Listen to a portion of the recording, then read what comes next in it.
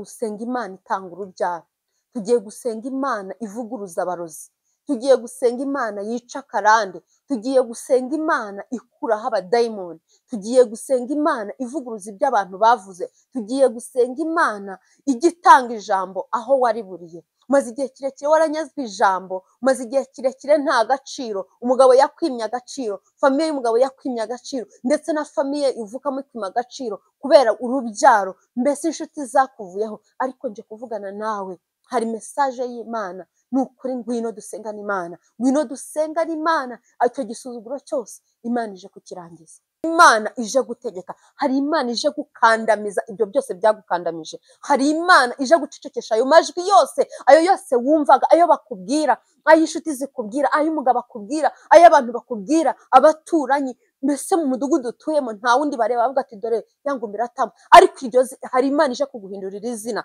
hari Imana ije kuguhindurira izina mama, hari Imana ije kuguhindurira izina papa, hari Imana ije kubahindurira amazina, kubera ko yanze agasuzuguro k'abamedi n'abaferesi, Imana yanze agasuzuguro k'abadayimoni, Imana yanze agasuzuguro k'abarozi. Humura, ngwino dusengane Imana, ngwino dusengane Imana, duhamagara Imana ihindura ibihe, duhamagara Imana ivuga bikaba, duhamagara Imana itegeka bigakomera, duhamagara Imana, haleluya, Imana ikora ibitangaza bitarondoreka bitabarika. Shalom shalom, mumeze mute abakunzi babaho TV? Nizere ko mumeze neza, amahoro y'Imana bane namwe kandi Uwiteka bishimire.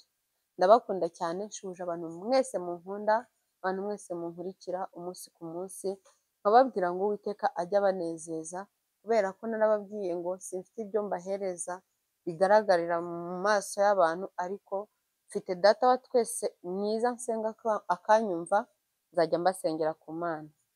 Rero nze gusengana n'abantu bamaze igihe kirekire batabyara, iyo niyo mesaje mbazaniye. Abantu mumaze igihe kirekire mudafite urubyaro, mwegere hino, mbafitiye mesaje. Uwiteka tugirire neza. Reka mbere ya byose tubanze dusenga Imana. Imana yacu turayisenga amanywa na nijoro, ikumva kandi igakiza kandi igatabara. Mube hafi dusenge. Uri Uwiteka niryo zina ryawe, nongeye kugushima no kuguhimbaza. Icyubahiro kibi cyawe data mwiza, nemerera aka kanya, izi saha, iyi tariki, uyu munsi, uyu munota, wururuke utegeke kuri Baho TV, abankurikiye bose, umukameramani, imbaraga zawe zimanukire kuri twebwe twese. Mpeje bitavuga Imana mu izina rya Yesu Kristo wa Nazareti. Tugwaye ikaze na karibu papa, ngwino ube muri njyewe, utegekere muri njyewe, ukorere muri njyewe. Reka mwami Imana nkubere mikoro, wirangurure kuko uri Imana ishoboye byose.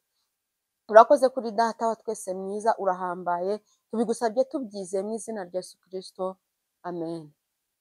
Uwiteka atugirire neza, ni ukuri wa mubyeyi we, buriya umuntu umaze igihe kirekire atabyara, yaba umubyeyi yaba umugabo, mwese bibageraho.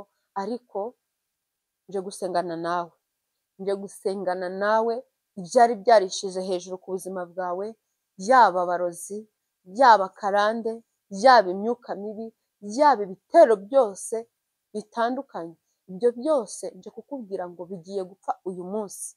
Uyu munsi hari ibintu Imana igiye guhindura mu mubiri wawe, mu buzima bwawe, mu bugingo bwawe, hari ibintu bigiye guhinduka mu izina rya Yesu Kristo wa Nazareti. Ngwino dusengane Imana, mbabarira upfukame, mbabarira uce bugufi, ubwira Imana, Mana ngo ndaje, ubwira Imana ngo ndagarutse mu bwiza bwawe. Hari ibintu ndambiwe, umaze kurambirwa aka gasuzuguro, umaze imyaka 2, umaze umwaka, umaze imyaka 5, umaze imyaka 10, umaze imyaka 20, imyaka yose waba umaze mu kigeragezo cyo kutabyara. Ngwino dusengane Imana.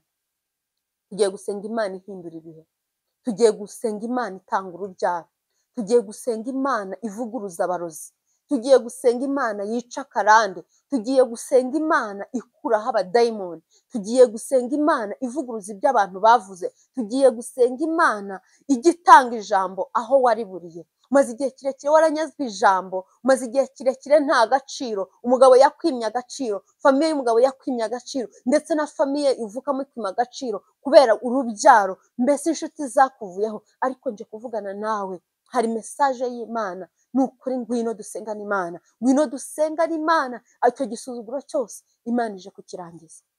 Imana ije gushyiraho iherezo kwako gasuzuguro. Imana ije gushyiraho iherezo kubwo bugumba bwawe. Imana ije gushyiraho iherezo kw'izo mbaraga z'ibitavuga Imana. Ibyo byose byaguhagurukiye kuva uyu munsi Imana ije kubihagurukira. Kuva uyu munsi Imana ije kubyicaza. Hari ibintu bimaze igihe kirekire biguhaguruka Imana yicaje ku buzima bwawe. Hari karande zipfuye kuva uyu munsi. Hari abarozi bamwaye kuva uyu munsi. Ni ukuri wagize urushako. Hari igihe kigera umuntu agashaka ariko yabura urubyaro, yarabanye n'umugabo bakundana bagatangira bakaryana, yaba umugabo akakubwira ati nkawe umaze iki, nkawe wicaye aho umaze iki, imyaka ibaye ingahe utabyara, ukibaza se ni njyewe kibazo? Ese ni njyewe wanze kubyara? Mbese amarira yabaye menshi, urarurira wirirwa urira, nturya ngo ibiryo bigere mu nda, mbese ntuwicarana n'abandi, nta kamwenyu, nta guseka. Ariko nje kugutangariza ngo hari Imana ije guhindura ibihe mu izina rya Yesu. Hari Imana ije kuvuguruza ayo magambo yose. Hari Imana yongeye kukugarurira umunezero. Hari Imana ije gutegeka. Hari Imana ije gukandamiza ibyo byose byagukandamije. Hari Imana ije gucecekesha ayo majwi yose, ayo yose wumvaga, ayo bakubwira, ayo inshuti zikubwira, ayo umugabo akubwira, ayo abantu bakubwira, abaturanyi, mbese mu mudugudu utuyemo nta wundi bareba bavuga ati dore yangumira atama. Ariko hari Imana ije kuguhindurira izina. Hari Imana ije kuguhindurira izina mama. Hari Imana ije kuguhindurira izina papa. Hari Imana ije kubahindurira amazina, kubera ko yanze agasuzuguro k'abamedi n'abaferesi. Imana yanze agasuzuguro k'abadayimoni. Imana yanze agasuzuguro k'abarozi. Humura, ngwino dusengane Imana, ngwino dusengane Imana. Duhamagara Imana ihindura ibihe, duhamagara Imana ivuga bikaba, duhamagara Imana itegeka bigakomera, duhamagara Imana, haleluya, Imana ikora ibitangaza bitarondoreka bitabarika. Iyo Mana niyo twakurikiye, niyo dusenga umunsi ku munsi. Mbabarira uze dusengane Imana. Fata Bibiliya dusenge, ubwire abadayimoni ngo dayimoni nta jambo ufite ku buzima bwanjye. Ubwire karande nta jambo ufite ku buzima bwanjye. Ubwire icyo gisuzuguro kibwe ngo nta jambo ufite mu izina rya Yesu Kristo wa Nazareti. Sengana nanjye, ngwino dusenga Imana. Ngwino dusenga Imana itanga kubyara. Ngwino dusenga Imana ibyari biri mu nda yawe tubyice, ibyo warenze tubyirukane, bya bindi byose bituruka mu miryango turabitwika mu izina rya Yesu. Hari Imana itabara, hari Imana ihindura amateka, hari Imana ihindura ubuzima. Umaze imyaka 5 bakwita mugeni, umaze imyaka 10 bakwita mugeni, umaze imyaka 2 bakwita mugeni. Ngwino uyu munsi tugiye gusengana Imana. Uyu munsi ugiye kwitwa mama Ore cyangwa mama Ina. Ugiye kwitwa amazina y'ababyeyi. Ntabwo uzongera kwitwa kanaka, ntabwo uzongera kwitwa Korodete, ntabwo uzongera kwitwa Korodina. Ugiye kwitwa mama Keve, ugiye kwitwa, haleluya, Imana igiye kuguhindurira izina, kuko ari nta jambo Imana ivuga ngo rihere. Uyu munsi irahagurutse ije gushyira hasi bya bindi byose byishyize hejuru ku buzima bwawe. Imana ije gucecekesha ya majwi yose wumvaga, ya yandi wumvaga ameze nk'urusaku ku buzima bwawe, ya yandi wumvaga kurya, ya yandi wumvaga kubangamira. Uko bukeye uko bwije buri wese arahamagara, aro ese na n'ubu nta kana, ese na n'ubu nturabyara. Ibyo byose Imana yarabibonye. Ndagira ngo nkubwire ngo gira hino. Gusenga kwacu kukugereho, manurama horo yanjye, ndagukeneye ku manywa na nijoro, mu bihe byose umbe hafi,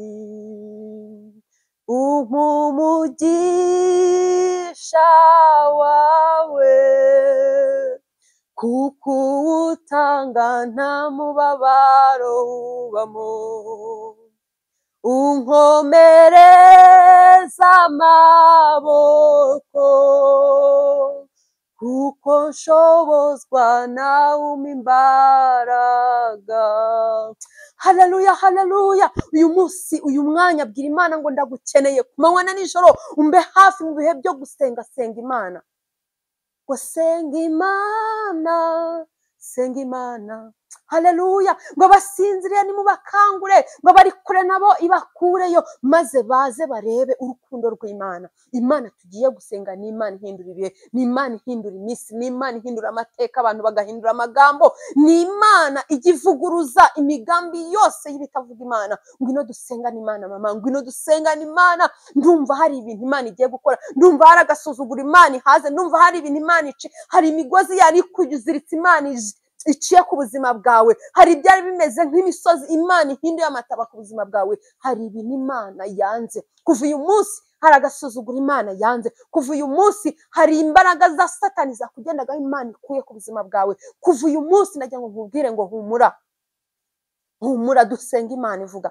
Ngo erega dusenga Imana ivuga, yo haleluya, erega dusenga Imana ivuga, yo ngo ihindura ibyanze guhinduka, yo iyo Mana ihindura ibyanze guhinduka, haleluya, ihindura ibyanze guhinduka, haleluya, haleluya. Imana nishimwe. Tugiye gusenga Imana ihindura ibyanze guhinduka, tugiye gusenga Imana ivuga kandi igakora, tugiye gusenga Imana ishyiraho iherezo, tugiye gusenga Imana itareba uburanga, itareba amashuri, itareba igihagararo, itareba umuryango umuntu avukamo. Tugiye gusenga Imana. Bahafi dusenga Imana, ngwino dusengana Imana, haleluya. Reka dusenga Imana, tuyibwire ngo Mana, twanze agasuzuguro ko kutabyara, twanze agasuzuguro k'inyatsi, mu izina rya Yesu Kristo, ituma umuntu abaho mu myaka ingahe ategereje urubyaro bikanga. Izo ni imbaraga za Satani, izo ni imbaraga z'abarozi, izo ni imbaraga z'abadayimoni, izo ni imbaraga z'abakonikoni. Tugiye kuzirukana mu izina rya Yesu Kristo wa Nazareti. Pfukama, pfukama, dusengane Imana. Pfukama, ubwire Imana ngo Mana, ndambiwe aka gasuzuguro ko kubaho ntabyara. Bwira Imana imyaka umaze, yibwire ngo Mana, utangire ubwire Imana, uyibwire ngo Mana, ndagushimye ko uyu munsi hari icyo ukoze, ndagushimye ko uyu munsi hari imbaraga uvuguruje, ndagushimye ko uyu munsi ukoze igitangaza, ndagushimye ko uyu munsi weretse abantu imirimo yawe, uberetse gukomera kwawe, uberetse imbaraga zawe, kubera ko Imana ni Imana ihambaye, ni Imana ikomeye. Reka dusenga Imana mu izina rya Yesu, reka dusenga n'Imana mu izina rya Yesu. Haleluya, uri data wa twese mwiza, uri Imana ihambaye, uri Imana ifite imbaraga, wambaye icyubahiro no gukomera. Aya masaha ndasenze mu izina rya Yesu Kristo, nsengeye ababyeyi bamaze igihe kirekire batabyara, nsengeye Mwami Imana izi ngo zimaze igihe kirekire zishaka umwana, ndategeka mu butware mpabwa nawe ngo nibakire urubyaro mu izina rya Yesu. Nirukanye abadayimoni babahagurukiye, nirukanye abarozi mu izina rya Yesu, nirukanye karande mu izina rya Yesu. Ndategeka imbaraga zose zabarwanyaga, ibyatuma badasama mu izina rya Yesu. Natuye abana b'umugisha, natuye abana b'imibereho myiza, natuye abana baturuka ku mwandu wawe mu izina rya Yesu. Haleluya, haleluya. Kristo, ngwino utegeke, ngwino wiyerekane Mana, murindi yuzuye umwuka wera, yambye ngo ngwino wiyerekane, isi yose ikubone, ubabone imirimo y'amaboko yawe, ubamenye kuri Imana itabesha. Haleluya, Yesu Kristo. Nirukanye imbaraga zose z'ibitavuga Imana, ndacecekesha amajwi yose y'ibitavuga Imana. Ngwino ugere muri iyi nda mu izina rya Yesu, ukuremo ibyo Satani yasizemo, ukuremo ibyo abarozi basizemo.